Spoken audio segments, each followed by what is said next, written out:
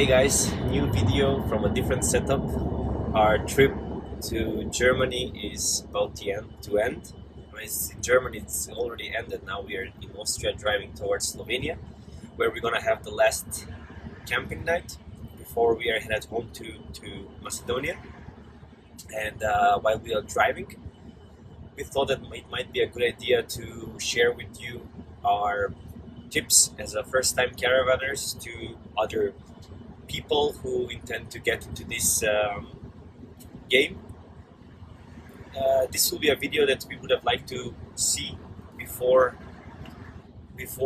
starting caravanning, because there is nothing like that online, and we really needed some advices. But anyway, here you will hear it from us, and don't need to go the long way figuring out by yourself. So, when buying a caravan, doesn't matter where you're buying it from, dealer or a private person, always make sure that the person selling it to you explains everything detailed, from the little doorknobs, how they are open, to the more complex things. So, if you don't understand, ask him once more, ask him twice, until you get everything right. Because we didn't get it right for the toilet, we didn't ask him about the toilet cassette, so we still have some issues, because we cannot find videos for the certain model that we have, and we have some issues that is not showing how full it is. So it's something probably with the pressure, but we need to figure it out eventually. So tip number one, always make sure the dealer explains you everything. Second tip is for those who are having cars with manual transmission. Make sure that you always use the gears as maximum as possible. Avoid using the brakes. So if you need to slow down, don't just hit the brake, use the gears. Go the lower gear to slow down, because the brakes are being eaten very easily on the caravan. Also, if you're on a high road, driving fast and you have the sway, if you need to stop, don't use the brake, use the manual, the gears. For automatic, I cannot say, because I really don't drive automatic, so I don't know how it goes, but probably it's more or less the same. So tip number two, use the gears. Tip number three, you always need to have the necessity things bought freehand, not to learn what you need along the road, because some things are very important.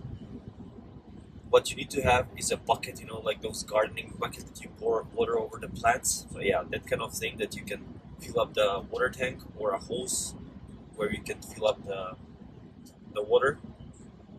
Because we didn't have that thing, and we were first filling it with bottles. That wasn't very useful. Eventually I bought one, but I needed to drive multiple times to the place, to the camping and outdoor shop.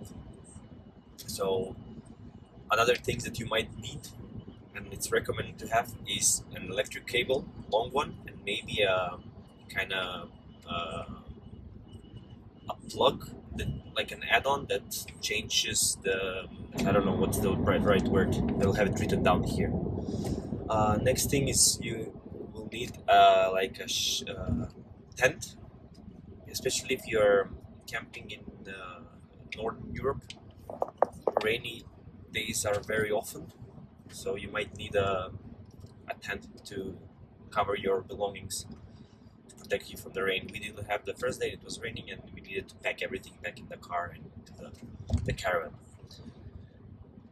For extra things that you need to have bought pre-hand, I will have a link below, or I will just simply have the things that you need to buy from Amazon, and maybe I will make a new video for the first things that you need to buy as a caravaner.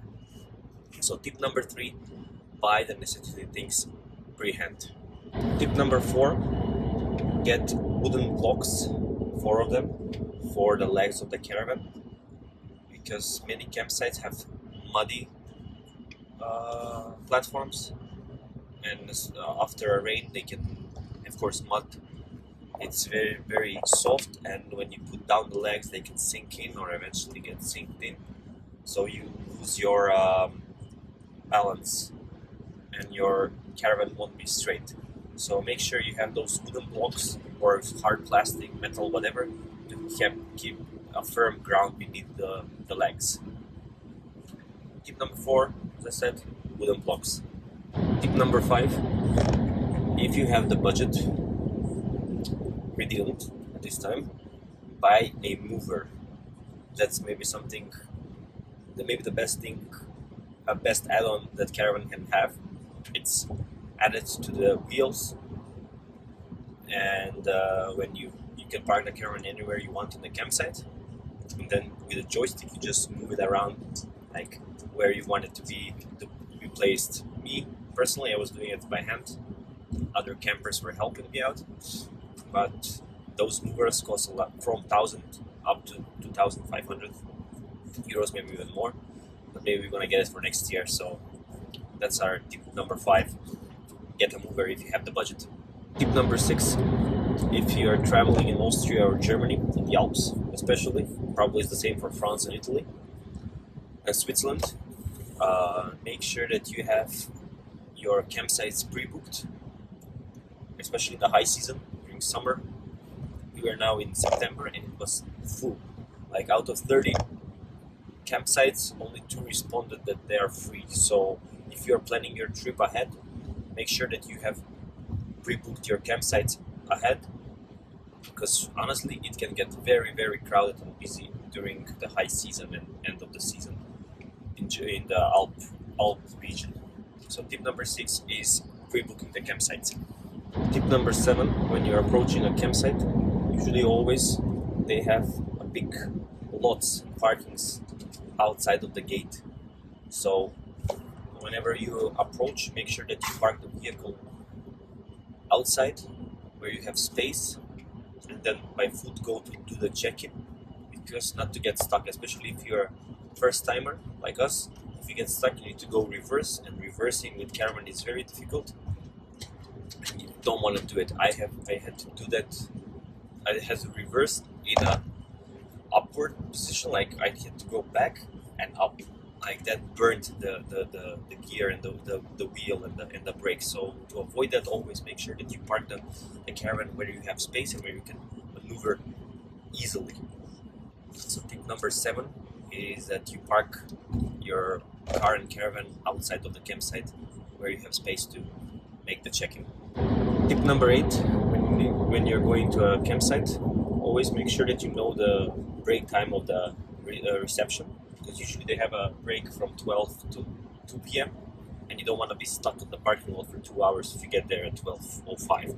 So always make sure your arrival time is before those hours, or you contact them and tell them, agree on something, but make sure that you don't just show up there at that time because you're gonna stay outside. So tip number 8, watch on the check-in time. Tip number 9 is something that we did on the email that we are sending for reservations. I'm always writing that we are first-time caravanners, that we don't have experience, if it's possible to give us some easy approachable spot or pitch that can be, as I said, easily maneuvered by a newbie like me. So tip number 9, I think it was, make sure that you inform that you're a beginner to give you an easy spot. Tip number 10 for newbie caravanners is the extra mirrors that you need to purchase. I will have a link of the ones that we have. I'm pretty satisfied. The reason why you need to have them is when you're driving with the new mirrors, you can see totally behind the Caravan, what is happening behind the Caravan, because with the already existing mirrors, you cannot see those kind of things. So at the beginning, I didn't even know how to use them, and I didn't find their purpose. But as I'm getting more experienced, I use them quite often. So yeah, you can see further in the distance in the back. So tip number 10, that you must purchase those mirrors. They are pretty useful. Tip number 11 is, if you don't have a towing hook already installed on your vehicle and you're about to purchase one, to get one installed, make sure to tell the person who's doing the installation, when he is applying the electrical part that connects with the Caravan, to have more than 7 pins, because mine has only 5 pins, and your fridge to be functioning while you're driving the car, you will need to have pin number 7 and pin number 9. So tip number 11, make sure when you're installing a tow hook to tell them for the electrical part to have more pins, actually 7 and number 7 and number 9 pin, so your fridge can work. Tip number 12 is before you first set up the Caravan on the camping site, make sure that you have a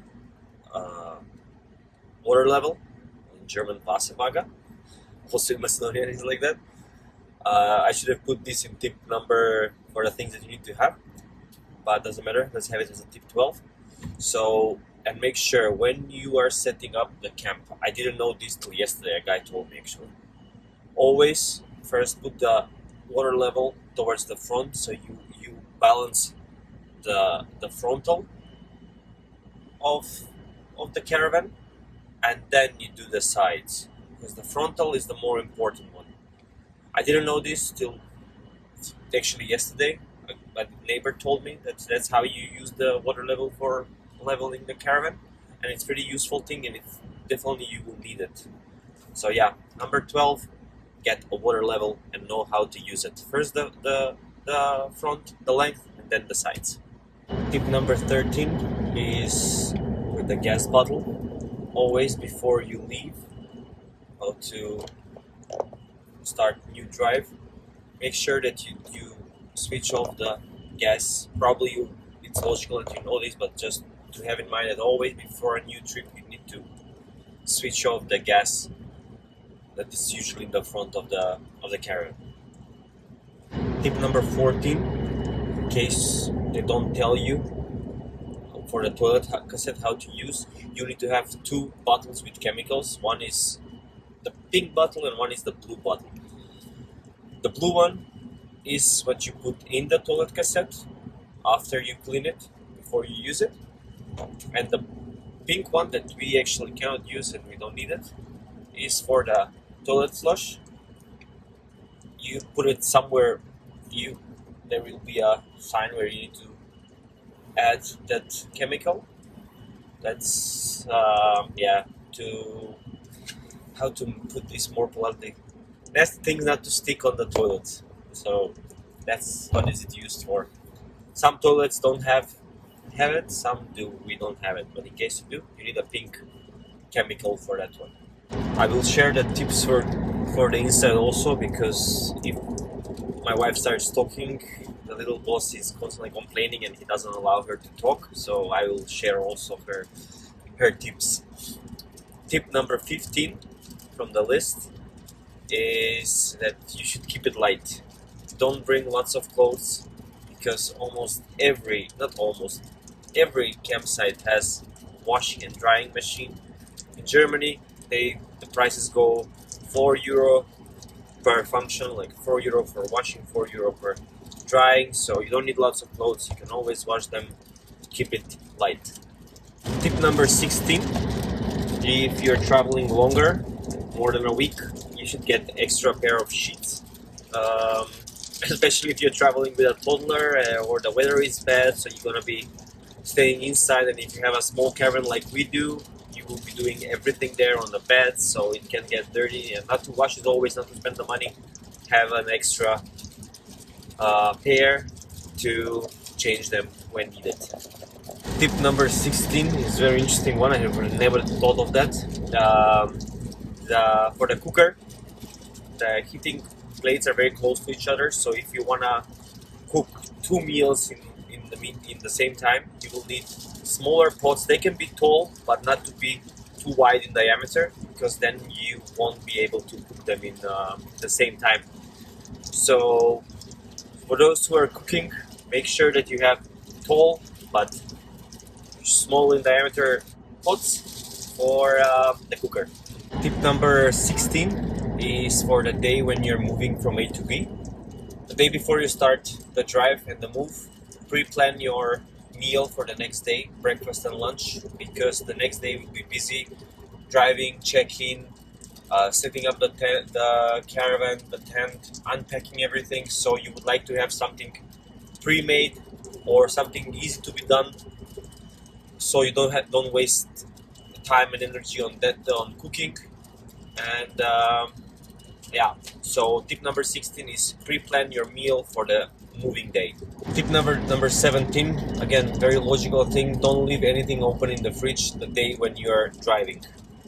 Like open cans, open food, it can make big mess. We didn't have accident with this, just worth mentioning it. Tip number 18 is for the cabinets and the organization up there. Don't organize like you would do at home. So make sure that everything is tight for the day when you are driving, because they move quite a lot. So make sure that everything is tight together. You don't have lots of space to move around, or you can sort them into boxes, which will work quite fine. We're gonna do that for the next trip.